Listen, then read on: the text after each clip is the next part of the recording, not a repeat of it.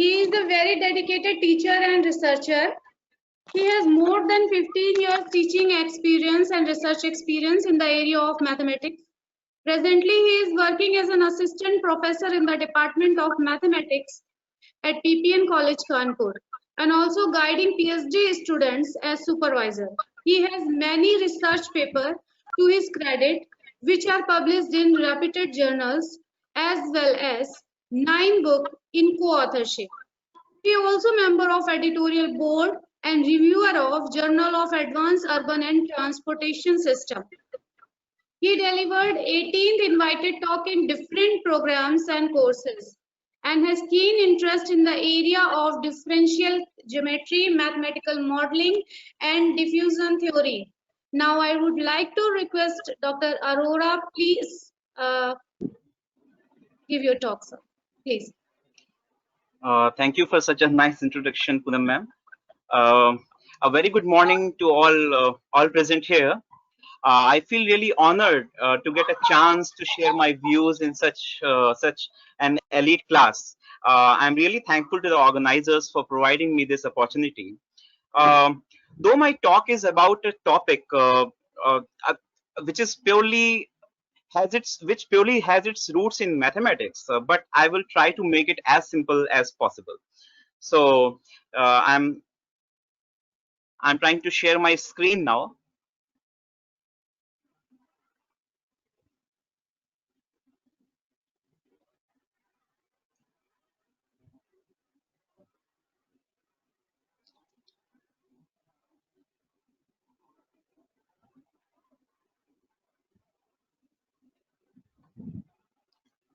Is the presentation visible in the full screen? Yes, sir. Yes, sir. Okay, thank you. So the outline of the talk will be as follows. As you can see on the screen, first we will discuss what is actually mathematical programming. Then we will move forward towards our main topic, which is linear programming, and followed by some examples, developing some linear programming models, and ending with simplex method and suggested reading. With also the most important thing will be open source support that I will try to discuss. So first of all, let us have a look at mathematical programming. What is mathematical programming? Actually, mathematical programming is nothing but it is a set of collection of optimization techniques which involve optimization of an objective function depending upon a set of decision variables, and those decision variables are not unlimited. They are bounded by a set of conditions or constraints. Is bilingual okay, Poonam ma'am? Or I should? Yes, sir. Bilingual. Use bilingual. Okay. तो अगर हम लोग इसको और ज्यादा सरल तरीके से समझने की कोशिश करें तो मैथमेटिकल प्रोग्रामिंग कोई एक टॉपिक नहीं है. In fact it is a combination, it is a collection of many optimisation techniques जिनका एक पार्ट लीनियर प्रोग्रामिंग भी है. और उन ऑप्टिमाइजेशन टेक्निक्स में almost we have same task to do. We have to optimise a single or a set of goals or objective functions, and those objective functions are functions of some decision variables, and those decision variables are also depending upon some resources. So now let us have a look at what are the main steps involved in the mathematical programming. In the mathematical programming, the first phase is understanding a real life problem. We take a real life problem and we try to convert it into mathematical terms as a mathematical model, and after it is converted into a mathematical form, we have some tools which are provided in mathematical programming, or you can say linear programming. Using those tools we can explore solutions of the mathematical model, and then out of those many different possible solutions of the problem, we find the most suitable or the best or the optimum solution of the given daily life problem. So overall, from a daily life problem, convert it into a mathematical format, then using some tools like mathematical programming, linear programming, goal programming, dynamic programming, etc., etc. And after applying those tools on the mathematical model, we find a solution. And once a solution is obtained or a set of solutions is obtained, then we decide which of those solutions is the best one or the optimum one. Now, linear programming. Linear programming, as I stated earlier, linear programming is, we can say that linear programming is a tool provided in mathematical programming, and that tool requires one thing. In linear programming, all the mathematical functions in the model must be linear functions. Now, linear functions, what does it mean? Linear means a line or a plane. If we talk about linear functions, we talk about functions of the form ax plus by. You can say that, for example, this ax plus by, I have encircled that with red color. Ax plus by. In this ax plus by, we can see that x and y are there. These are decision variables, and a and b are some well-known coefficients. The powers of x and the powers of y, the power of x and y both are 1. We can put power 1 here, power 1. And the multiplication terms between x and y must not be there. So these are some very important assumptions which must be incorporated in linear programming, that the mathematical functions whichever we use in linear programming must be linear functions of the decision variables. Now let us try to understand what does it mean graphically. Graphically, linear means it's a line, and non-linear means, simply in simple words, non-linear means it's a curve. Or in 3 dimension, we can say that linear means a plane and non-linear means a surface, curved surface, like we can say a ball, which is a curved surface. Now, let's just move forward to historical background. The first credit of using the applications of linear programming in 1939 goes to Leonid Kantorovich and Vasily Leontief separately. Leonid Kantorovich was a Russian mathematician and economist. He also won Nobel Prize for economics, and especially I would like to mention that for developing or that for introducing these optimization techniques, he got Nobel Prize. While Vasily Leontief was Russian American economist, he also won Nobel Prize for his work. They both worked separately, but the work was almost common. They worked in the area of manufacturing schedules and economics. Then the next development was linear programming was extensively used during the Second World War for transportation and allocation of depleting resources. Why I am saying depleting resources here? Depleting resources is very important term to be mentioned here, because during the war, during the Second World War, the resources, like you can say the food, the ammunition, weapons, everything was dying day by day. They were reducing day by day, and they knew it that those resources are not going for lasting long enough. So they had to make some mathematical model, or they had to choose some option of allocation of those limited resources to provide the best outcome, or we can say to win the war without actually fighting it.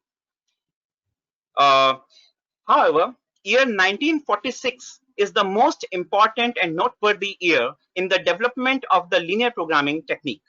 A mathematician from United States, Sir George B. Dantzig, gave or introduced a simplex method.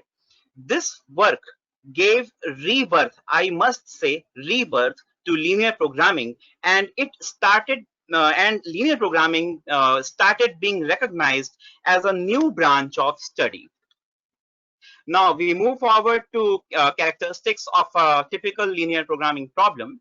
The first characteristic of a typical linear programming problem is that it is an efficient mathematical tool. The core concept of linear programming is based upon linear algebra and matrices. These topics are not easy for those who do not belong or do not have a mathematical background. But application part, I must assure you all that application part is most easy and most easy to understand and apply. So even if somebody is having only knowledge of mathematics up to 8th or 9th level, he can very easily apply those application part to his research or to his further studies with linear programming. The second characteristic of linear programming is that it is vastly applicable.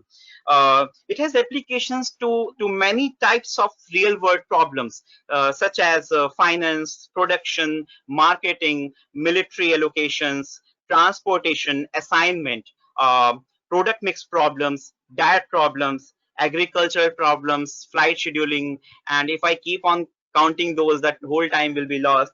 So I stop giving those examples. But four main examples I would like to share once again. The first example is of farmers. किसानों का किसान जो है वो अपनी income को maximise कर सकते हैं. They can maximize their income by deciding what crops and what quantity they should produce to get maximum profit, maximum earning. ये हो गया किसानों के लिए. न्यूट्रिशनिस्ट्स, जो हमारे न्यूट्रिशन एक्सपर्ट्स हैं, वो लीनियर प्रोग्रामिंग को एज अ टूल यूज करके क्या करते हैं या क्या कर सकते हैं? They can provide healthy food chart at low cost for poor people. बहुत ही लो कॉस्ट में और एक हेल्दी फूड चार्ट प्रिपेयर कर सकते हैं, जिससे कि जो एक मिनिमम रिक्वायरमेंट्स हैं हेल्दी बीइंग के लिए वो भी पूरी हो सके और साथ में जो उसके एक्सपेंसेस हैं वो भी मीट आउट हो सके, even for a poor family also. The third one is for airlines. Airlines use optimization techniques or these linear programming techniques to schedule their flights and pilots. Optimization through linear programming may increase the efficiency of the airlines, and it further reduces the cost. Linear programming is helpful to economists to find most cost efficient approach to a problem under all the constraints. देखिए हर एक situation में constraints जरूर होंगे और उन सभी constraints को meet out करते हुए कॉस्ट इफेक्टिव सॉल्यूशन या कॉस्ट इफेक्टिव अप्रोच देना एक इकोनॉमिस्ट के लिए बहुत ही अच्छा कंट्रीब्यूशन माना जाता है. तो उनके लिए भी लीनियर प्रोग्रामिंग एक बहुत ही इंपॉर्टेंट टूल हो सकता है. The next characteristic of the linear programming is that it deals with limited resources. The resources are not infinite, and still we are able to get some optimum allocation or optimum utilization through using we must have an objective function and resource constraints. जैसा कि मैंने पहले भी आपको बताया कि एक objective function हमें डेवलप करना होता है मैथमेटिकल फॉर्म में, जो कि लीनियर होना चाहिए, क्योंकि हम लोग लीनियर प्रोग्रामिंग की बात कर रहे हैं, और उस ऑब्जेक्टिव फंक्शन को ऑप्टिमाइज करना हमारा गोल है. और जो रिसोर्स कंस्ट्रेंट्स हैं, रिसोर्सेज क्या हो सकते हैं? रिसोर्सेज हो सकते हैं मैन पावर, रिसोर्सेज हो सकते हैं इलेक्ट्रिसिटी, इसी तरह से मशीन आवर्स. मशीन बहुत देर तक अगर हम लोग नहीं यूटिलाइज कर सकते हैं, मशीन का ओवर यूटिलाइजेशन मशीन को खराब होने की तरफ ले जा सकता है. तो इस तरह से हमारे पास बहुत सारे रिसोर्सेज होंगे, and those resources and objective functions are key components of a linear programming problem. All the expressions must be linear, and yes, we must have non-negative restrictions over all decision variables.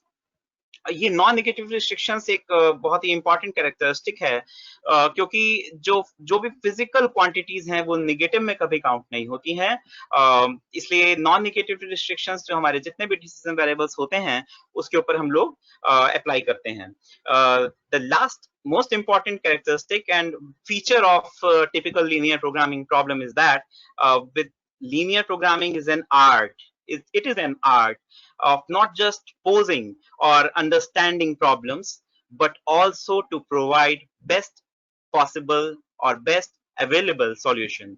हम लोग क्या करते हैं? हम लोग कुछ ऐसी methodology सीखते हैं, कुछ ऐसी लर्निंग होती है हमारी, जिससे कि हम लोग प्रॉब्लम को समझना सीखते हैं या प्रॉब्लम को सामने रखना सीखते हैं. हम लोग सवाल पूछते हैं, लेकिन लीनियर प्रोग्रामिंग केवल सवाल को समझने के लिए नहीं हमें क्षमता देता, जबकि हमें उसका बेस्ट पॉसिबल सॉल्यूशन भी प्रोवाइड करने के लिए एबल बनाता है.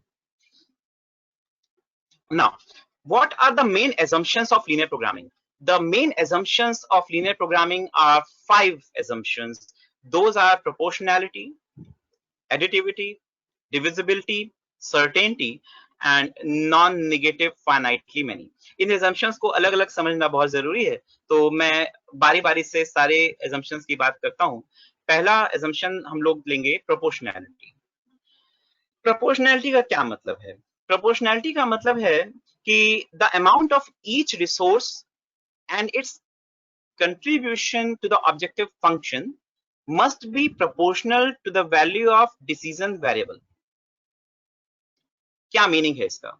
देखिए, बहुत बहुत ही सरल शब्दों में अगर मैं बात करूं प्रोपोर्शनैलिटी के बारे में, तो मैं आपको पहले एक नेक्स्ट स्लाइड पे ले चलता हूं. वहां पे मैंने समझाने के लिए ये देखिए, प्रोपोर्शनैलिटी को मैं एक्सप्लेन करता हूं. यहाँ पर आपको ऊपर एक टेबल दिख रही होगी जिसमें कि हम बात कर रहे हैं किसी पर्टिकुलर प्रोडक्ट की जिसके नंबर ऑफ यूनिट्स अगर 1 है, तो हमने सपोज किया है, we have suppose that if the number of units of the product is 1, then the processing time on a certain machine is 5 hours.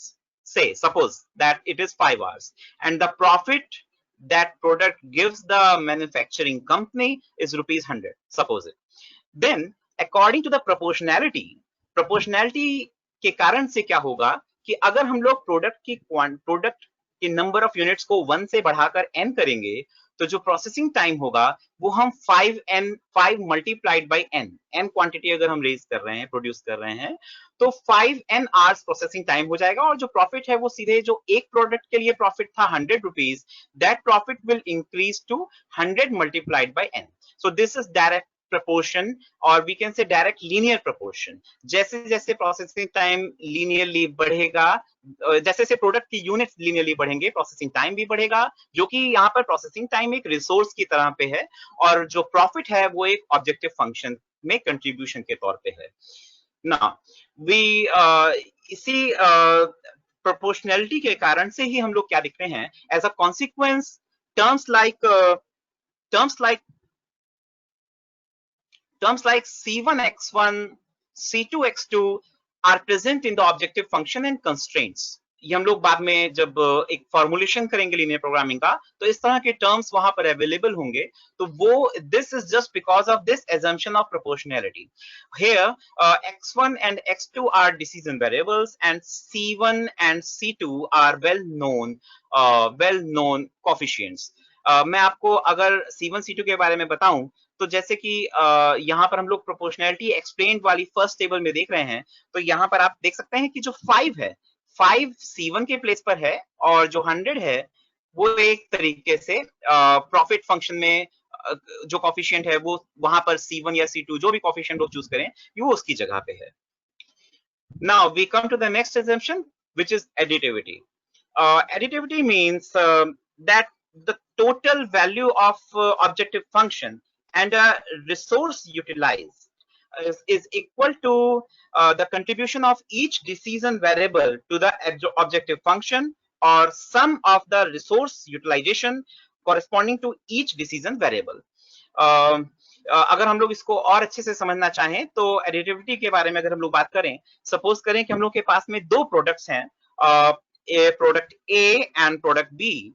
और अगर प्रोडक्ट ए की बात करते हैं, if we suppose that 1 unit of product A takes 5 hours of processing time and it gives us 100 rupees profit, and similarly suppose 1 unit of product B gives us takes 9 hours of processing time and 150 rupees profit it gives us, then if we combine those two products together, suppose we are producing 3 units of product A and 4 units of product B, then the profit will be simply 3 multiplied by 100, that is 300, plus 4 multiplied by 150, that is 600, or in total it will be 900 rupees. And similarly the processing time will be 15 plus 36, that is 15 units. Similarly, if we take some unknown quantities or decision variables m and n here, so then the profit will be simply 100m plus 150n, and the processing time will become 5 multiplied by m plus 9 multiplied by n hours. So this is all about additivity assumption of the linear programming. Now we come to the next assumptions: divisibility, certainty, and non-negativity. Divisibility means continuity. We can say it. In divisibility, the decision variables are considered to be continuous, or you can say that the decision variables can assume any non-negative or any zero or positive value. The main divisibility to highlight is that in divisibility assumption, the decision variables are assumed to be continuous. Continuous means ऐसा नहीं होगा कि decision variables की values 1, 2, 3, 4, 5 ही होंगी, पूर्णांक या integer ही होंगी. उनके बीच में जो फ्रैक्शंस आएंगे लाइक 1.5, 1.5 आई मीन टू से 1.9, 2.1, इस तरह के वैल्यूज भी हम लोगों को डिसीजन वेरिएबल्स की मिलेंगी और वो उसी फॉर्म में हमें सॉल्यूशंस लीनियर प्रोग्रामिंग के प्रॉब्लम के मिलेंगे. यहाँ पर मैं मेंशन करूंगा कि ये जो एक एजम्पशन है डिविजिबिलिटी का, ये कभी-कभी एक प्रॉब्लम भी बन जाता है, क्योंकि बहुत सारी सिचुएशंस ऐसी हैं डिविजिबिलिटी में जहां पर हम लोग नॉन इंटीजर वैल्यूज को एक्सेप्ट नहीं कर सकते हैं, क्योंकि नॉन इंटीजर वैल्यूज को एक्सेप्ट कर लेने का मतलब हो गया कि सपोज करें कि एक मैन्युफैक्चरिंग यूनिट है जो कि शर्ट्स बनाती है, तो हमारा सॉल्यूशन ऐसा नहीं होगा कि जो मैन्युफैक्चरिंग यूनिट है वो 500.75 शर्ट्स 0.75, ये जो 0.75 वाला पोर्शन है डेसिमल, ये वहां पर डिसीजन वेरिएबल में नहीं आना चाहिए. तो इसको भी हम लोग आगे दूर कर सकते हैं इंटीजर प्रोग्रामिंग प्रॉब्लम के जरिए. फिलहाल लीनियर प्रोग्रामिंग प्रॉब्लम में हम लोगों को हर तरह की नॉन नेगेटिव वैल्यूज लेनी होती हैं डिसीजन वेरिएबल्स के लिए. Now next is certainty. Certainty का क्या मतलब है यहाँ पर? सर्टेनिटी का मतलब है कि जो रिसोर्सेस की अवेलेबिलिटी है, जो हर एक वेरिएबल का कंट्रीब्यूशन ऑब्जेक्टिव फंक्शन के लिए है, और जो कंस्ट्रेंट्स हैं वो बिल्कुल सर्टेनिटी के साथ में पता होने चाहिए. क्योंकि अगर हम लोग यहाँ पर वेरिएबल्स को वेरी करने लगेंगे या रिसोर्सेस का अमाउंट, अगर हम सपोज करें कि हमने ये एक हम suppose we are doing a research जिसमें कि हम लोगों ने कोई पर्टिकुलर सपोज कीजिए मैंने आवर्स लिए 1000 आवर्स ऑफ वर्किंग, लेकिन नेक्स्ट डे मुझे पता चला कि नहीं, सिचुएशन कुछ गड़बड़ होने वाली है, जस्ट लाइक कोरोना, तो हम लोगों को अगर वो बीच में 500 आवर्स का वर्क कम करना पड़ जाए, तो ये इस तरह की जो सडन सिचुएशंस आती हैं, ये लीनियर प्रोग्रामिंग में हैंडल करना डिफिकल्ट हो जाता है. लीनियर प्रोग्रामिंग में हम लोगों को रिसोर्सेस और contribution to of each variable to the objective function certainty के साथ में नोन होना चाहिए.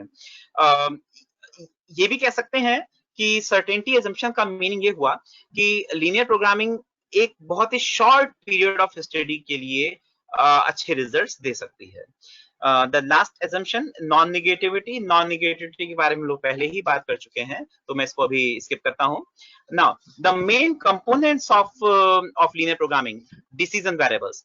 डिसीजन वेरिएबल्स वो क्वांटिटीज हैं जो कि एक डिसीजन मेकर को डिटरमाइन करनी है. जैसा कि अभी हम लोग पीछे टेबल्स में देख रहे थे कि मैं m या n एज्यूम कर रहा था कि m units of product A develop करेंगे और n units of product B develop करेंगे. वहां पर m और n अननोन है, उन्हीं पर हमें डिसीजन लेना है कि हम कितने यूनिट्स डेवलप करें. Those are simply decision variables. Objective function decision variables का लीनियर फंक्शन होगा. Objective function somehow up to some extent हमारे प्रॉफिट को या लॉस को रिप्रेजेंट करता है. अगर ये हमारा प्रॉफिट है तो हम इसे मैक्सिमाइज करते हैं, और अगर ये हमारा लॉस है तो हम इसे मिनिमाइज करते हैं. कंस्ट्रेंट्स रिसोर्सेस के लिमिटेड होने के कारण से ही आते हैं, और रिसोर्सेस बहुत ही लिमिटेड हैं. That is why some important constraints are introduced in the linear programming and non-negative restrictions. These all are four main components of linear programming problem. Now, मैंने बोला था कि मैथमेटिकल टर्म्स होंगे इसमें, लेकिन मैं फिर भी कोशिश कर रहा हूं कि जितना सिंपल हो सके, जो कि सबके लिए बहुत ही आसानी से समझने में आए, वहीं तक रखूं इसे. तब भी फिर भी थोड़ी बहुत बातें हम लोगों को मैथमेटिकल टर्म्स के बारे में करनी होंगी। जैसे हम सपोज करें कि हमारे पास में n डिसीजन वेरिएबल्स हैं, suppose we have n decision variables, जैसे वहां m और n थे, suppose x1, x2, x3, xn, suppose these are decision variables and then the objective function is of this form, c1x1 plus c2x2 plus and so on cnxn। यहाँ पर हम क्या देख रहे हैं कि x1, x2, x3 में ये एक लीनियर फंक्शन है, c1, c2, c3, cn are unknown coefficients, subject to the following constraints. ये कुछ कंस्ट्रेंट्स हम देख रहे हैं, ये कंस्ट्रेंट्स उतने ही होंगे जितनी कि हमारे पास रिसोर्सेज होंगी, जैसे कि B1, B2, BM, these are availability, maximum availability of resources, और हमारे डिसीजन वेरिएबल्स ऐसे होने चाहिए कि हमारी किसी भी रिसोर्स का यूटिलाइजेशन उसकी मैक्सिमम अवेलेबल वैल्यू से ज्यादा ना होने पाए।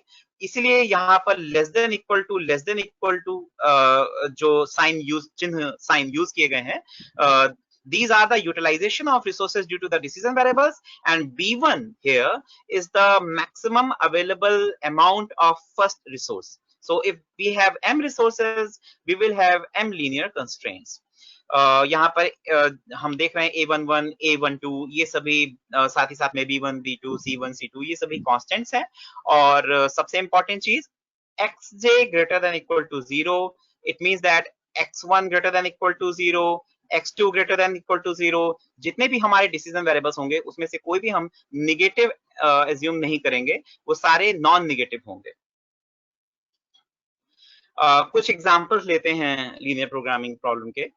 सपोज करते हैं कि हमारे पास में एक मैन्युफैक्चरिंग कंपनी है, सपोज एक मैन्युफैक्चरिंग कंपनी है ABC, जो कि शर्ट्स और पैंट्स मैन्युफैक्चर करती है। यहाँ रिसोर्सेज क्या हमने लिए हैं, रिसोर्सेज और भी हो सकते हैं, लेकिन इस पर्टिकुलर प्रॉब्लम में मैंने दो रिसोर्सेज जैसे कंसीडर किए। पहला है सिलाई machine, swing machine, and second one is cutting machine.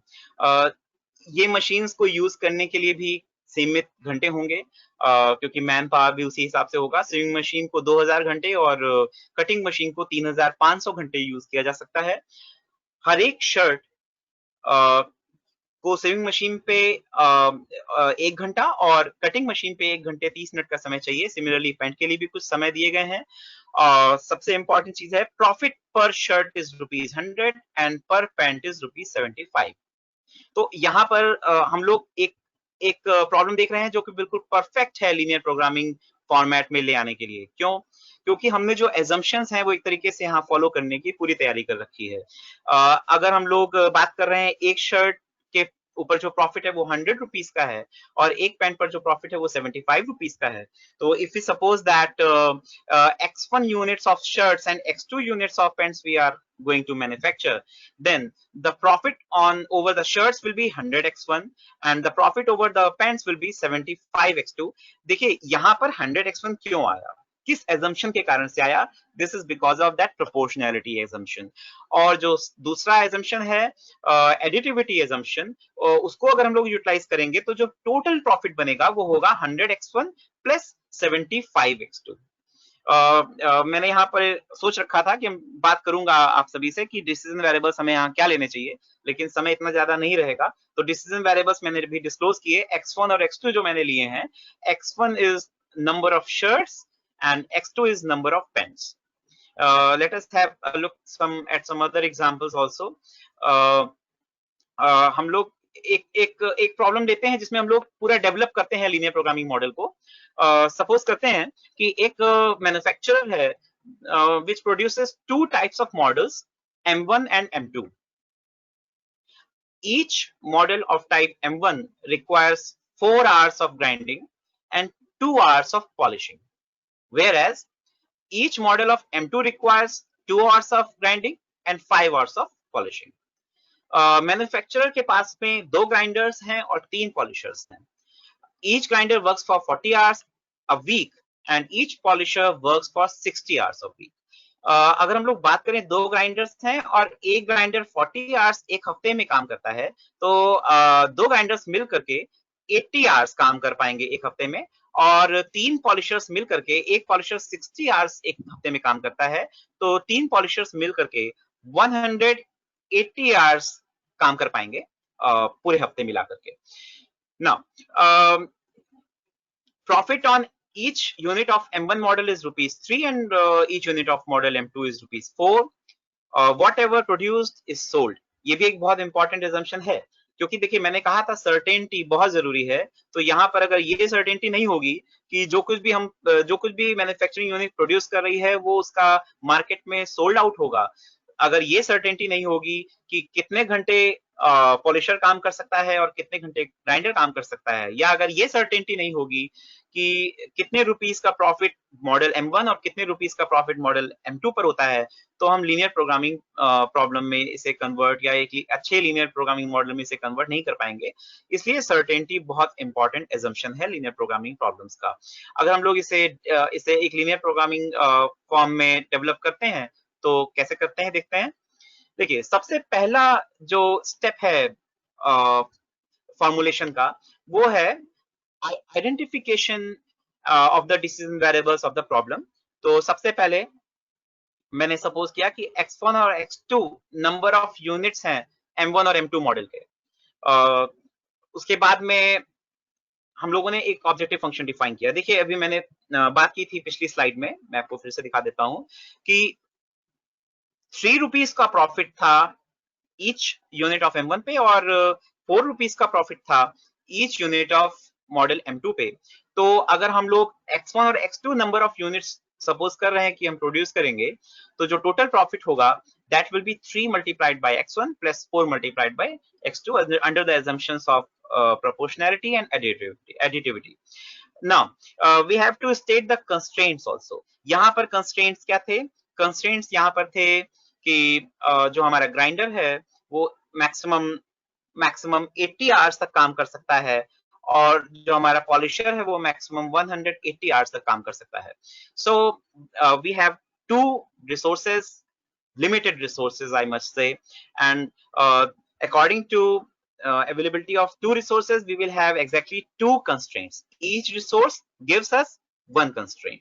So the first constraint is 4x1 plus 2x2 less than equal to 80. ये कहां से आ रहा है? देखिए 80 आवर्स हमारे पास में जो अवेलेबल था, 80 आवर्स हमारे पास में ग्राइंडर अवेलेबल था और उस ग्राइंडर पर हर एक यूनिट M1 का प्रोड्यूस करने के लिए 4 आवर्स चाहिए थे, 4 आवर्स, और M2 का हर एक यूनिट प्रोड्यूस करने के लिए ग्राइंडिंग मशीन पर हमें 2 आवर्स चाहिए थे। तो अगर हम लोग x1 और x2 यूनिट्स एज्यूम कर रहे हैं M1 और M2 के, तो ओवरऑल हमें 4x1 प्लस 2x2 आवर्स चाहिए होंगे और वो 4x1 प्लस 2x2 आवर्स जो होंगे वो maximum available time of use of grinder जो कि 80 आवर्स इन अ वीक है, उससे ज्यादा नहीं हो सकता।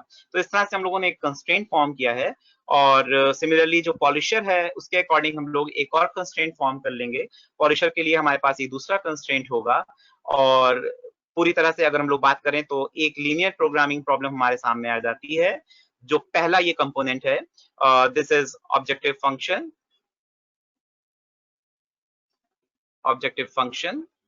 जो दूसरा कंपोनेंट है वो कंस्ट्रेंट्स हैं और जो तीसरा कंपोनेंट है वो है नॉन नेगेटिविटी रिस्ट्रिक्शन। और एक सबसे इंपॉर्टेंट कंपोनेंट है x1 और x2 का, जो कि हमारे डिसीजन वेरिएबल्स है। मैंने 4 कंपोनेंट्स की बात की थी। एक एग्जांपल और है, हम लोग इसको स्किप करते हैं क्योंकि मुझे एक बहुत ही इंपॉर्टेंट थोड़ा सा और डेली लाइफ से जुड़ा हुआ एग्जांपल आपसे शेयर करना है, इसलिए मैं इस एग्जांपल को स्किप करता हूं। इस एग्जांपल पे हम लोग आते हैं। फोर्थ एग्जांपल है मेरा। एक किसान है जिसके पास में 100 एकड़ जमीन है, 100 एकड़। जितने भी उस जमीन में वो टमाटोज, अनियन और रेडिशेस वो रेज करता है, ग्रो करता है। जो प्राइस उसे मिलता है वो है ₹1 पर KG tomatoes, ₹0.75 per kg of onion and ₹2 per kg of radishes. यहाँ पर एवरेज यील्ड पर एकड़ 2000 kgs of tomatoes है, मतलब 1 एकड़ जमीन में कितने टमाटर वो ग्रो कर सकता है वो 2000 किलोग्राम है, 3000 kgs of onion और 1000 kgs of radishes। देखिए यहाँ पर सर्टेनिटी होनी चाहिए। क्योंकि अगर हम लोग ये बीच में तरह तरह के assumptions और भी लेने लगे कि बीच में अगर मौसम खराब हो जाए, बारिश आ जाए या किसी भी कारण से वो ना कर सके, फर्टिलाइजर की कमी हो जाए अचानक, तो क्या होगा? इस तरह की अनसर्टेन सिचुएशंस को लेकर के हम लोग लीनियर प्रोग्रामिंग में आगे नहीं बढ़ते हैं। हम लोग लीनियर प्रोग्रामिंग का एक बहुत इंपॉर्टेंट जो assumption है सर्टेनिटी, उसके अंदर ही रहते हैं। तो फर्टिलाइजर कितना अवेलेबल है, वो भी डेटा आपके सामने है। और यस, बिल्कुल ऑब्वियस सी बात है कि लेबर रिक्वायर्ड होगा, सोइंग, कल्टीवेटिंग और हार्वेस्टिंग के लिए वो लेबर का भी कंस्ट्रेंट है। और कितना कितना लेबर चाहिए?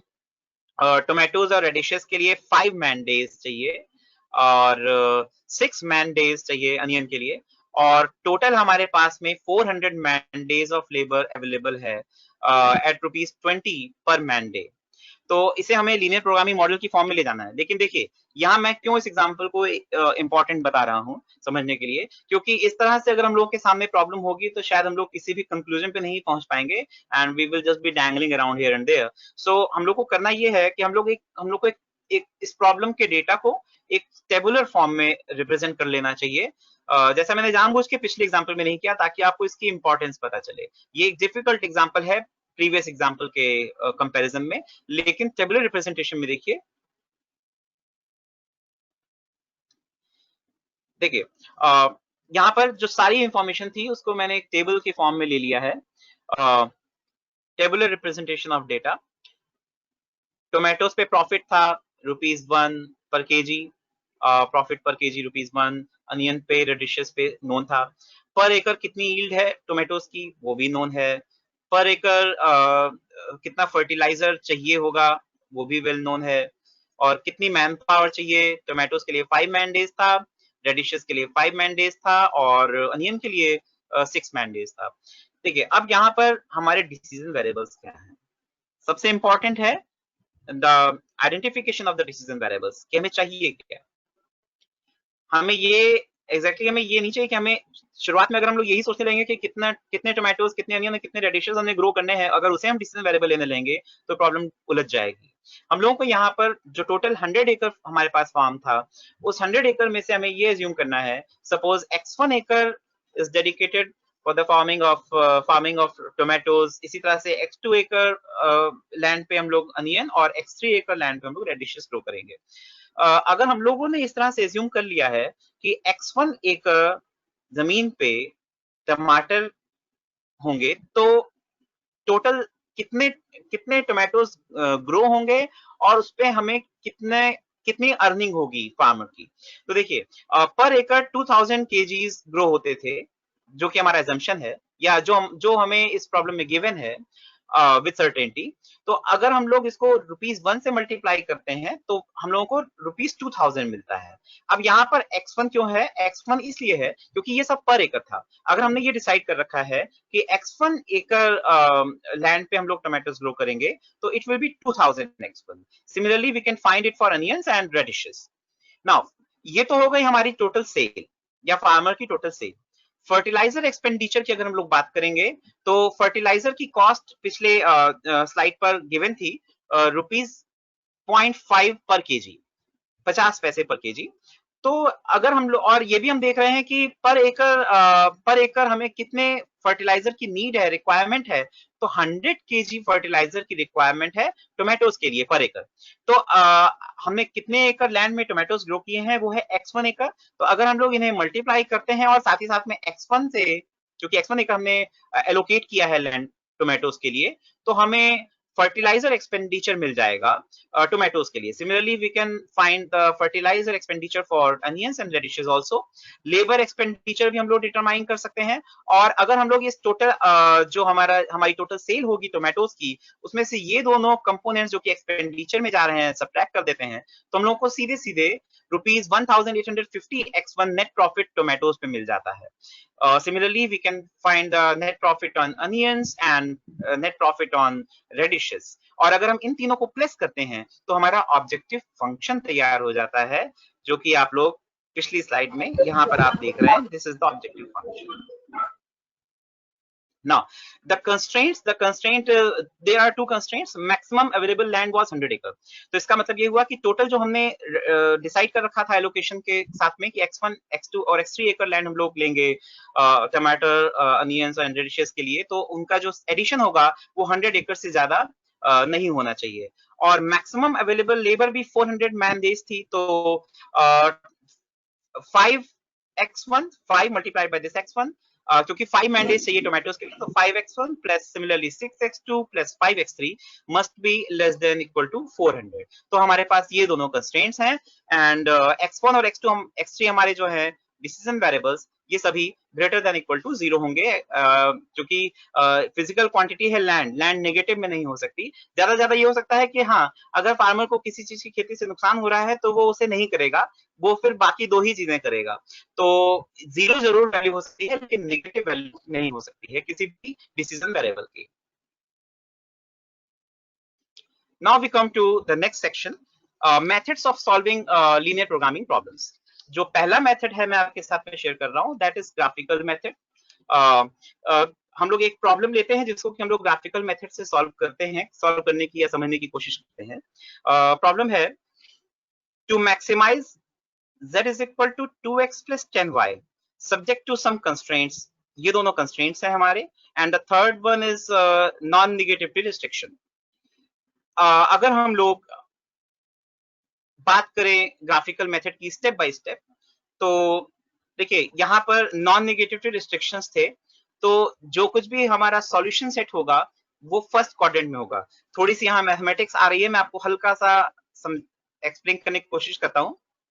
हम लोग क्या करते हैं, दो एक्सिस कंसीडर करते हैं।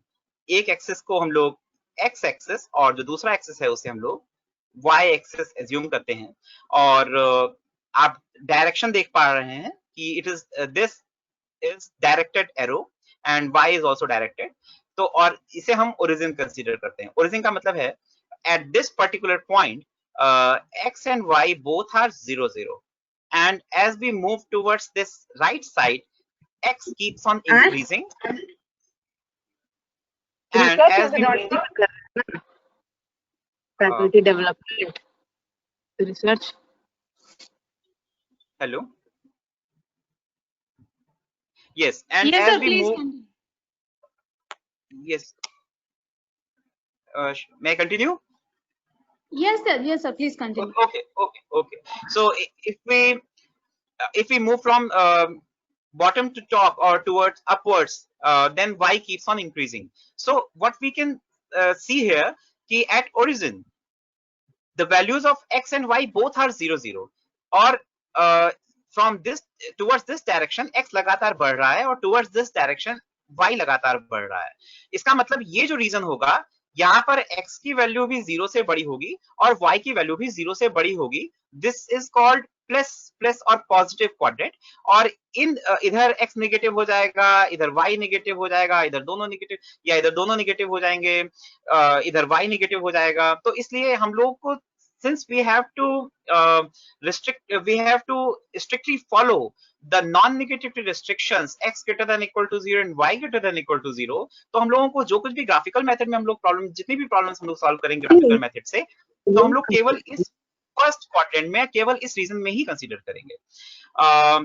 Next we had some constraints there, जैसा कि आप देख रहे हैं 2x plus 5y less than equal to 16, x less than equal to 5। तो 2x plus 5y less than equal to 16 ये एक इनइक्वालिटी है, और इनइक्वालिटी को सॉल्व करना डिफिकल्ट है। तो बिफोर सॉल्विंग एन इनइक्वालिटी हम लोग इसे एक इक्वेशन में कन्वर्ट कर लेते हैं। 2x plus 5y less than equal to की जगह पे इक्वल साइन लेते हैं, और ये एक लाइन है, इस लाइन को हम लोग ड्रॉ करते हैं, और उस लाइन को ड्रॉ कर लेने के बाद में हम लोग ये देखते हैं कि अगर हम लोग यहाँ पर x की जगह पे 0 और y की जगह पे 0, दोनों प्लेसेस पे अगर हम लोग 0 लेते हैं, the left hand side, this side becomes 0, और अगर ये साइड 0 है, then obviously 0 is less than equal to 16. So origin जो होगा, जहां पर हमने दोनों x और y को 0 लिया, it means that point is origin. जो origin होगा वो हमारी इस inequality को satisfy कर रहा है, it means that this is going to be the reason. This is going to be the reason corresponding to 2x plus 5y less than equal to 16. ये लाइन कैसे ड्रॉ की है, इसके लिए आप थोड़ा सा और टेक्स्ट फॉलो कर सकते हैं बड़ी आसानी से। कहीं पर भी हम लोगों को 9th-10th लेवल पे भी हम लोगों को, अगर हम लोग मैथमेटिक्स की कोई बुक फॉलो करेंगे तो लाइंस हम लोग कैसे ड्रॉ कर रहे हैं वो हमें वहां से क्लियर हो जाएगा। Similarly x less than equal to 5 के लिए हम लोग पहले x इक्वल टू 5 ड्रॉ करेंगे और उसके बाद में हम लोग डिटरमाइन करेंगे x less than equal to 5 वाला रीजन। ये हमेशा एक रीजन होगा। This region is called feasible region. Now अब मैं आपको एक, ये है देखिए यहां पर हम लोगों के पास में दो कंस्ट्रेंट्स थे। पहला कंस्ट्रेंट जो था वो था 2x plus 5y less than equal to 16 और दूसरा कंस्ट्रेंट था x it is not x less than equal to 5। दूसरा कंस्ट्रेंट था x less than equal to 5। So 2x plus 5y less than equal to 16 वाला जो constraint है वो ये है 2x प्लस 5y। ये तो लाइन है, लाइन की क्वेश्चन पे तो इक्वल टू 16 होगा, जो लेस देन इक्वल टू वाला पोर्शन है वो ये है। और जो दूसरा कंस्ट्रेंट था वो था x less than equal to 5। So x equal to 5 वाला कंस्ट्रेंट ये है, this is the line, this is x is equal to 5 और x less than equal to 5 की बात करेंगे तो हम लोग x को 5 से कम रखेंगे। इसका मतलब ये रीजन है। अगर हम इन दोनों को इन दोनों का कॉमन रीजन हम लोग लें तो जो मैं शेड कर रहा हूं इस समय, ये आपको एक रीजन ऐसा मिलेगा जो कि दोनों कंस्ट्रेंट्स, जिसके लिए दोनों कंस्ट्रेंट्स एग्री करते हैं या दोनों कंस्ट्रेंट्स जिसमें सेटिस्फाई होते हैं। This region is called feasible region. अब हमारा जो नेक्स्ट टास्क होता है वो ये होता है कि इस फिजिबल रीजन में जितने भी पॉइंट्स हैं उन पॉइंट्स पर हम लोग ये देखेंगे कि हमारे देखिए मैंने आपसे शुरुआत में ही बताया था कि लीनियर प्रोग्रामिंग टेक्निक क्या कहती है। वो ये कहती है कि आप कंस्ट्रेंट्स को फॉलो करो, आप नॉन नेगेटिव रिस्ट्रिक्शंस को फॉलो करो और उसके बाद में आप you try to find all possible solutions. ये तो पहला फेज हो गया। ये जो फेज था ये था फिजिबल रीजन को ऑब्टेन करने का, क्योंकि जो आप देख रहे हैं यहाँ पर मैंने, शायद विजिबल होंगे, मैंने पॉइंट्स थोड़ा सा हल्के लग रहे हैं मुझे, यहाँ पर पॉइंट्स हैं। ये सभी जितने भी पॉइंट्स हैं ये सारे पॉइंट्स हमारे सॉल्यूशंस हैं, ऑल पॉसिबल सॉल्यूशंस। लेकिन ये इनमें से कौन सा बेस्ट पॉसिबल सॉल्यूशन है वो अभी भी हमें सेलेक्ट करना बाकी है। तो कुछ थ्योरी है वो ये बताती है, लीनियर प्रोग्रामिंग प्रॉब्लम्स के थ्योरम्स हैं वो ये बताते हैं कि जो ये जो कॉर्नर पॉइंट्स हैं like O, this one A, this one B and this one C, ये जो कॉर्नर पॉइंट्स हैं इन्हीं कॉर्नर पॉइंट्स में से किसी एक पॉइंट पर you are going to get the best value of the objective function. तो अगर हम लोग इन कॉर्नर पॉइंट्स की बात करें, O 0 0 था, A क्या है, A है 50, A 50 बहुत आसानी से हम देख सकते हैं। ये लाइन थी x इज इक्वल टू 5, तो इसका मतलब कि x की वैल्यू यहाँ पर 5 है और y की वैल्यू नीचे से ऊपर जाने पर बढ़ रही है और इस लेवल पे y की वैल्यू 0 है। इसका मतलब यहाँ पर भी y की वैल्यू 0 ही होगी। So this point A is nothing but 5,0। This point B is 5,1.2। ये हम लोग डिटरमाइन कर सकते हैं क्वेश्चंस को साथ में सॉल्व करके। और C पॉइंट इज 0,3.2। अब अगर हम लोग O पर, A पर, B पर और C पर बारी बारी से हमारा जो ऑब्जेक्टिव फंक्शन है, हमारा ऑब्जेक्टिव फंक्शन क्या था, हमारा ऑब्जेक्टिव फंक्शन था z is equal to 2x plus 10y। अगर हम लोग इस ऑब्जेक्टिव फंक्शन की वैल्यू को इन चारों कॉर्नर पॉइंट्स पर बारी बारी से डिटरमाइन करते हैं, इवेल्युएट करते हैं, तो 0, 10, 22 और 32। इसका मतलब हो गया कि जो 32 हमें मिल रही है वैल्यू, ये maximum value of objective function है जो कि हमारे कॉर्नर पॉइंट C पर हमें मिल रही है। इसलिए जो हमारा बेस्ट पॉसिबल सॉल्यूशन है वो C है, जिस पर x की वैल्यू 0 है और y की वैल्यू 3.2 है। तो ये हमारा सॉल्यूशन हुआ। मैंने पहले भी कहा था कि हम देखिए यहां तक हम लोगों ने दो फेजेस डिस्कस किए हैं। पहली फेज थी formulation of linear programming problem और जो दूसरी फेज अभी हम लोग बात कर रहे हैं वो है giving solution to the linear programming problem. Not just posing a problem but also providing solution, not just understanding of the problem but also providing solution of the problem. This is all about linear programming. This is all about graphical method. Next, we come to the simplex method. Hello. Sir, yes sir. Yes. आप मुझे 15 minutes पहले बता दीजिएगा तो उसी हिसाब से मैं अपने लेक्चर को कंक्लूड करने की तरफ बढ़ूंगा, अपनी टॉक को। आई शुड नॉट से, ये डिस्कशन है नॉट लेक्चर, इस डिस्कशन को कंक्लूड करने की तरफ बढ़ूंगा। आप मुझे 15 मिनट्स पहले बता दीजिएगा। जो मेरा ड्यू टाइम Please होगा। conclude in within 10 minutes. Okay okay okay, ठीक है। तो ठीक है, मैं कुछ चीजें फिर अभी स्किप करते हूँ, मैं इसी को कंक्लूड करता हूँ। Thank you. Okay. Now simplex method, देखिए अभी हम लोगों ने ग्राफिकल मेथड के बारे में बात की, लेकिन जो ग्राफिकल मेथड है इसकी कुछ लिमिटेशंस हैं। ग्राफिकल मेथड की पहली लिमिटेशन तो अभी आपने तुरंत एक ऑब्जर्व करी कि हम लोग ग्राफिकल मेथड पे क्या कर रहे थे कि एक पेपर पे हम लोग कुछ ग्राफ्स प्लॉट कर रहे थे, लेकिन वहां पर हमने ध्यान दिया कि 2 ही एक्सिस पॉसिबल हैं एक पेपर पे। अदरवाइज अगर हम लोगों के पास में 3 वेरिएबल्स होंगे तो हम लोग स्पेस में यानी कि 3D में चले जाएंगे, या 4 होंगे तो 4D 5D 6D, जो कि हमारे लिए पॉसिबल नहीं होगा विजुलाइज करना। और 3D तक तो पॉसिबल है, बट वो भी बहुत ही टीडियस होता है, वहां पर लाइंस की जगह पे प्लेन्स ड्रॉ होते हैं। इसलिए ग्राफिकल मेथड की एक लिमिटेशन है कि हम लोगों के पास में जो डिसीजन वेरिएबल्स हैं वो 2 हों, या फिर जो हमारे पास कंस्ट्रेंट्स हैं वो भी बहुत ज्यादा ना हो। अगर इनमें से एक भी कंडीशन फेल होती है तो लीनियर प्रोग्रामिंग प्रॉब्लम को सॉल्व करना ग्राफिकल मेथड की हेल्प से डिफिकल्ट हो जाता है। और मैंने शुरुआत में बताया कि सबसे इंपॉर्टेंट जो एक डेवलपमेंट फेज में एक पन्ना जो जुड़ा था वो था 1946 में सर जॉर्ज बी डेंजिक ने एक बहुत ही पावरफुल टेक्निक दी थी, which is simplex method. Simplex method की एक और बहुत ही अच्छी बात मैं आपसे शेयर करता हूँ। सिंप्लेक्स मेथड के बारे में एक सबसे अच्छी बात यह है कि सिंप्लेक्स मेथड में हम लोगों को जितने भी, जैसे यहाँ पर हम लोग देख रहे थे कि जितने कॉर्नर पॉइंट्स थे, उन सभी कॉर्नर पॉइंट्स पर हम लोगों को ऑब्जेक्टिव फंक्शन की वैल्यूज को डिटरमाइन करना। लेकिन सिंप्लेक्स मेथड में हमें सारे कॉर्नर पॉइंट्स पर बारी बारी से विजिट करना जरूरी नहीं होता है। सिंप्लेक्स मेथड वो खुद ही एक ऐसी अप्रोच है कि वहां पर हम लोगों को कुछ सेलेक्टेड पॉइंट्स पर ही value of the objective function को डिटरमाइन करना होता है। और उससे भी अच्छी बात यह है कि हर एक स्टेप पर जो सॉल्यूशन मिलता है वो पिछले स्टेप पर, सॉल्यूशन का मतलब मेरा ऑब्जेक्टिव फंक्शन यानी कि z से है, तो हर एक स्टेप पर जो z की वैल्यू मिलती है वो ऑब्जेक्टिव फंक्शन की वैल्यू या प्रॉफिट की वैल्यू मिलती है, वो पिछले स्टेप पर जो उसकी वैल्यू मिली थी उससे बेटर होती है। इसका मतलब लगातार हम लोग इंप्रूवमेंट की तरफ बढ़ते रहते हैं। और साथ ही साथ में फिजिबिलिटी यानी कि फिजिबल रीजन में बने रहना, ये ऑटोमेटिकली एश्योर किया जाता है सिंप्लेक्स मेथड की टेक्निक में। तो सिंप्लेक्स मेथड के डिस्कशन पे फिर मैं नहीं जाऊंगा बहुत ज्यादा, काफी कुछ डिस्कशन यहाँ पे है बट टाइम इज शॉर्ट। तो मैं यहाँ पे क्या करता हूँ, सिंप्लेक्स मेथड का मैंने कुछ प्रोसीजर था, ये पीपीटी शायद आप सबसे शेयर भी हो जाएगी, मैं यहाँ पे प्रोवाइड करा दूंगा, आप देख सकते हैं। हम लोग कुछ बात कर लेते हैं ड्रॉबैक्स या लिमिटेशंस की जो कि लीनियर प्रोग्रामिंग प्रॉब्लम की हैं।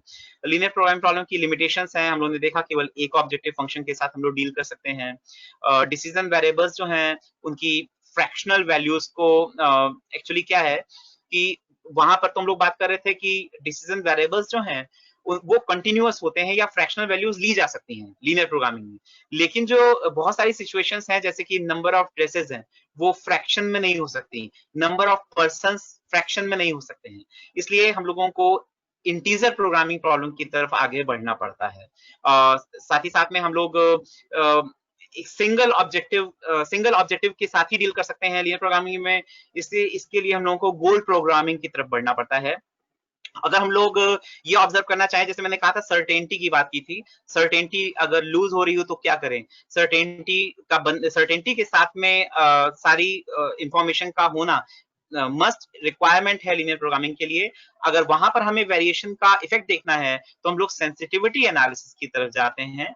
और साथ ही साथ में बहुत सारी ऐसी सिचुएशंस होती हैं, जैसे आप सपोज करें एक वॉशिंग मशीन है, वॉशिंग मशीन में अगर एक कपड़े के लिए हम लोग 5 मिनट का टाइम या 10 मिनट का टाइम देते हैं, तो ऐसा तो नहीं होगा कि अगर हमने 2 कपड़े कर दिए तो 30 मिनट का टाइम देना पड़ेगा, 3 कपड़े हैं 30 मिनट का टाइम देना पड़ेगा। तो ये जो एजम्पशंस थे कि प्रोपोर्शनैलिटी 1 यूनिट पे 5 घंटे तो 2 यूनिट पे 10 घंटे, ये एजम्पशंस की भी कई बार फेल कर जाते हैं। इसके लिए हम लोगों को फर्दर रीडिंग भी करनी पड़ती है, आगे के लिए भी हम लोगों को कुछ पढ़ना पड़ता है, लीनियर प्रोग्रामिंग से भी बढ़ना पड़ता है। फर्दर सजेस्टेड रीडिंग है, कुछ टॉपिक्स मैंने यहाँ मेंशन कर दिए हैं जो कि आप लोगों के लिए फायदेमंद होंगे, जैसे कि concept of duality, dual simplex method, integer programming हमें हेल्प करता है जब हमें केवल इंटीजर वैल्यूज चाहिए होती हैं, फ्रैक्शन में नहीं चाहिए होती हैं। और ये तो एक एंडलेस प्रोसेस है, ये प्रोसेस चलता ही रहता है। कुछ बुक्स सजेस्टेड हैं, और सबसे इंपॉर्टेंट चीज, मैं बस 2 मिनट लूंगा, सबसे इंपॉर्टेंट चीज मैं यहाँ पे शेयर कर रहा हूँ, कुछ ओपन सोर्स मटेरियल और सॉफ्टवेयर्स हैं। पहला तो NPTEL पे लिंक्स मैंने प्रोवाइड कर दिए हैं। यूट्यूब पे एक सीरीज ऑफ लेक्चर्स है लीनियर प्रोग्रामिंग की, आप इस पे जा सकते हैं। और कुछ ओपन सोर्स सॉफ्टवेयर्स हैं, और कुछ और भी सॉफ्टवेयर्स अवेलेबल हैं, ओपन सोर्स तो नहीं है बट वो फ्रीली अवेलेबल हैं फिलहाल। तो उनके मैंने लिंक्स प्रोवाइड किए हैं, जिसमें से कि टोरा एक बहुत ही इंपॉर्टेंट सॉफ्टवेयर है। टोरा के बारे में मैं आपको थोड़ा सा शेयर करता हूं। TORA is a very important tool. In fact मैं खुद टोरा को यूज करता हूं। यस, देखिए, दिस इज टोरा। देखिए क्या है, इस मेन्यू में आपको कुछ ऑप्शंस दिख रहे होंगे। Linear equations, linear programming, transportation models, integer programming, etcetera etcetera. जैसे मैं बात करता हूँ किसी एक लीनियर प्रोग्रामिंग की, ठीक। अब यहाँ पर हमारे पास 2 ऑप्शंस हैं। पहला ऑप्शन है कि हम लोग एक नई प्रॉब्लम एंटर करें, या फिर दूसरा ऑप्शन है कि हम लोग एक ऑलरेडी एग्जिस्टिंग फाइल को ले लें। जैसे कि अगर हम लोग एक नई ऑलरेडी एंटर्ड एग्जिस्टिंग फाइल्स हैं, लेकिन अगर हम लोग एक छोटी सी प्रॉब्लम लें, कुछ यहाँ पर हम लोग को और भी इनपुट्स देने हैं, जैसे कि कितने प्लेसेस लेंगे, डेसिमल के बाद कितने प्लेसेस तक हमें एग्जैक्ट इवैल्यूएशन चाहिए। तो हम लोग सपोज करते हैं कि 5 और 2 प्लेसेस तक हम लोग बारी बारी से लेते हैं। अब इनपुट स्क्रीन कैसी होगी? अगर हम लोग इनपुट स्क्रीन पे जाएंगे, हम लोग को बताना पड़ेगा कि कितने डिसीजन वेरिएबल्स हैं। सपोज करते हैं कि 2 डिसीजन वेरिएबल्स हैं और 2 ही कंस्ट्रेंट्स हैं। ये ज्यादा भी हो सकता है। देखिए, सिंपलेक्स मेथड की सबसे अच्छी बात ये है कि ये कंप्यूटर फ्रेंडली है। ये इस अप्रोच को हम लोग कंप्यूटर प्रोग्रामिंग पे ले जा करके और कंप्यूटर सॉफ्टवेयर की हेल्प से हम लोग सिंपलेक्स मेथड पे जो प्रॉब्लम्स हैं, उन प्रॉब्लम्स को कंप्यूटर की हेल्प से, अगर वो 100 वेरिएबल्स या कंस्ट्रेंट्स होंगे, उससे भी ज्यादा होंगे, तो उसे भी सॉल्व कर सकते हैं। इसके बाद हमें एंटर करना है। अब देखिए, यहाँ पर हमें जो मैक्सिमाइज आप देख रहे हैं, ये मैक्सिमाइज ऑब्जेक्टिव फंक्शन के लिए है। ऑब्जेक्टिव फंक्शन की अगर हम लोग यहाँ पर कोफिशिएंट्स लेते हैं, suppose 5 and suppose 2, now it is 5x1 plus 2x2। उसके बाद में कंस्ट्रेंट्स को अगर हम लोग लेते हैं 2x1 plus 3x2, suppose it is less than 5। और सिमिलरली दूसरा कंस्ट्रेंट है 6x1 plus suppose 3x2 less than equal to suppose it is 10। और अगर हम इसे सॉल्व करने की कोशिश करते हैं, do you wish to save data? मैं इसे भी सेव नहीं कर रहा हूं। Solve problem. अब देखिए, यहाँ पर हमारे पास दोनों ऑप्शंस आ रहे हैं, ग्राफिकली भी और एल्जेब्राइकली भी। ग्राफिकल मेथड से हम लोग इसे इसलिए सॉल्व कर सकते हैं क्योंकि वेरिएबल्स केवल हमने 2 लिए थे, और एल्जेब्राइकली हम लोग सॉल्व करते हैं इसे। तो एल्जेब्राइकली हम लोग सिंपलेक्स मेथड से सॉल्व करेंगे, और सिंपलेक्स मेथड पे हम लोग सीधे फाइनल सॉल्यूशन पे भी जा सकते हैं, और स्टेप बाय स्टेप जो सॉल्यूशन होगा उस पे भी जा सकते हैं। Now I would go to the output screen. Now, this is the first iteration. Next iteration, yes, the next iteration means पहली iteration के बाद जो जस्ट बाद में जो हमें next iteration मिली, वही हमारी ऑप्टिमल है। और देखिए, यहाँ पर z की मैक्सिमम वैल्यू हमें मिल गई है। z की मैक्सिमम वैल्यू यहाँ पर z की मैक्सिमम वैल्यू 8.33 है, और जो हमारा x1 था, x1 की वैल्यू हमारी 1.67 है। तो इस तरह से हम लोग ग्राफिकली हो या फिर सिंपलेक्स मेथड से हो, ग्राफिकली भी हम लोग को ये सॉफ्टवेयर हेल्प करता है सॉल्व करने में प्रॉब्लम्स को। तो इस तरह से हम लोग सॉफ्टवेयर्स का यूज भी कर सकते हैं। सो थैंक यू, आप लोगों ने मुझे इतने धैर्य के साथ में सुना। हालांकि ये मैथमेटिक्स का टॉपिक है, लेकिन उम्मीद करता हूँ कि अपनी बात आप तक पहुंचा पाया होऊंगा। यस सर, बहुत अच्छे से आपने अपनी बात पहुंचाई हम लोगों तक। Thank you so much, ma'am. For question answer session, Yes. I would request to Dr. Raghavan Pratap Narayan and Dr. Kranti Singh and Dr. Arvind also, please.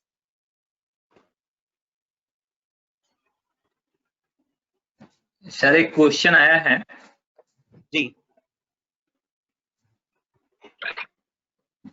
What is the use of these method in qualitative research methods? Actually quantitative analysis पर तो हम लोगों का focus रहता है linear programming में बहुत ज्यादा, क्योंकि हम लोग की जो डिटर्मिनेशन है वो है, लेकिन क्वालिटेटिवली भी हम लोग भी ये बता सकते हैं कि कौन सा which variable is going to provide us more profit, और विच वेरिएबल और which thing is going to provide us better output. तो वहां पर कुछ एक्सटेंट तक हम लोग क्वालिटेटिवली भी इसको फॉलो कर सकते हैं।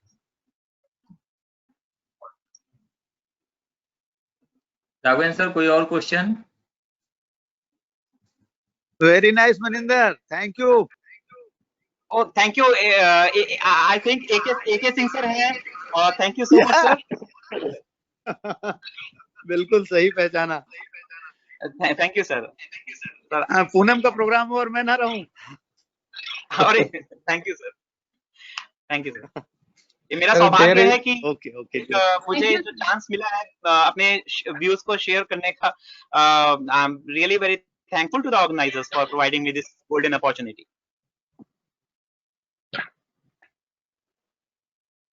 Thank you, sir. There are no questions. And अगर आपके, मैं फिर भी मेरी मेल आईडी ऑर्गेनाइजर्स के पास में, पूनम वर्मा जी के पास में भी है, और मैं अभी भी रिक्वेस्ट करूंगा जो हमारे साथ में जितने लोग जुड़े हुए हैं इस समय, we all are students and teachers, तो हम सभी लोग आपस में शेयर करेंगे तो हम लोग की नॉलेज और बढ़ेगी।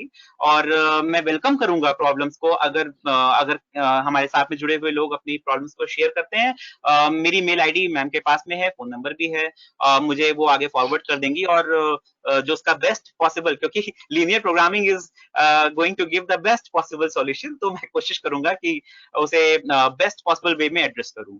Thank you so much sir. You make it easy. Linear programming, you make it very easy, sir. And Okay, I think you can also see this. There are only appreciation. Very nice lecture, sir. Very well explained. You can also see all chat box. And Okay, once again, thank you, sir. And for formal vote of thanks, I request Dr. Vinita Lal. Over to you, ma'am. Okay, thank you, ma'am.